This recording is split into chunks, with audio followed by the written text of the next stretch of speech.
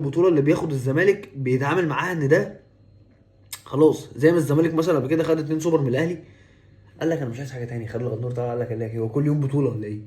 دي فكره بتاعت الزمالك، ان هو مقتنع ان انا البطوله اللي هاخدها في عهد الاهلي فهي بطوله تاريخيه، فانا مش عايز حاجه تاني من الدنيا. ودي الحقيقه لا، الزمالك نادي كبير، خلي بالك خرج الزمالك من معادله الاهلي والزمالك. يعني الغي الاهلي والاهلي ده مش موجود والزمالك ده لوحده في افريقيا، ومفيش حاجه اسمها الاهلي. هتلاقي الزمالك ده فريق كبير جدا، بطولاته مفيش حد يقدر يعرف ياخدها. بس هو انت حاسس دايما ان الزمالك رقم اتنين لان هو بيقارن بالاهلي، الاهلي اللي مفيش بطوله بيحلها. تمام. لكن انت لما تتكلم، هو عقده الزمالك ومشكله الزمالك ومشكله جمهور الزمالك هو فكره ان انت بتطلع بعد كل ماتش هزيمه ليك، اخر حاجه بتلومها هي اللعيبه. وده اللي هيخلي مثلا تشوف لعيبه كسر ياما مكمله في الزمالك بقالها سنين السنين وما مشيتش. ليه؟ لان احنا ما بنلومهمش، احنا بنطلع نبص على الحكم، بنطلع نبص على اتحاد الكوره، الاهلي بيتجامل، حظ، 4 حاجات دول كده كده بنقولها، وبعد كده نبقى نشوف اللعيبه.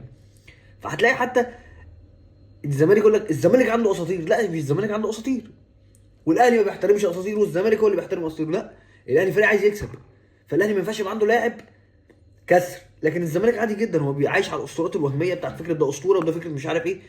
فتلاقي لاعب مثلا ممكن مش قادر يأدي بس هو بيلعب في نادي الزمالك، ليه؟ عشان ده اسطوره، انا بعمل اسطوره، وان انا ما بسيبش اساطيري. بس عادي جدا ابقى بين التاسع الدوري وثامن الدوري، ده عادي جدا مفيش اي حاجه. لكن ان انا الاهلي اول ما بحس ان اللاعب خلاص، خلاص، تقول لي اصل ده اسطوره، ما هو اسطوره على عيني وعلى راسي وكل حاجه، وكمان خد فلوس من النادي الاهلي. زي ما هو ادى الاهلي اللاعب، الاهلي ادى فلوس.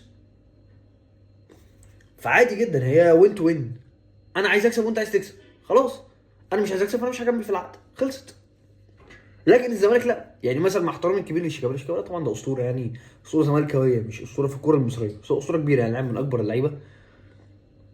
تشوفه مثلا بيلعب عنده 39 سنه، هو مش هيقدر يلعب في السن ده في الاهلي، لان الاهلي مش هيقبل بلاعب كده، مش هيقبل بلاعب ده مستوى البدني ولاعب كل حاجه. ومش بنتكلم على حاله شيكابالا كموهبه، لا شيكابالا موهبه ده كده كده احنا يعني موضوع قتل يبقى احسن. لكن بتتكلم على فكره ان شيكابالا بيلعب لحد السن ده، ايام ما كان بيلعب هو ما بيأديش نفس الاداء، لا احنا عادي جدا تكمل عندنا. لا مش عادي.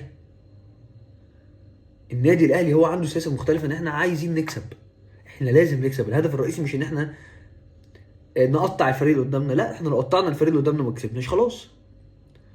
وهتتكلم مثلا في حته التحكيم، يقول لك اصل الاهلي بيتجامل تحكيميا. طب ما هي القاضيه والاهلي ما اتجاملش، والاهلي وانتوا كنتوا احسن من الاهلي، انت ما كسبتش ليه؟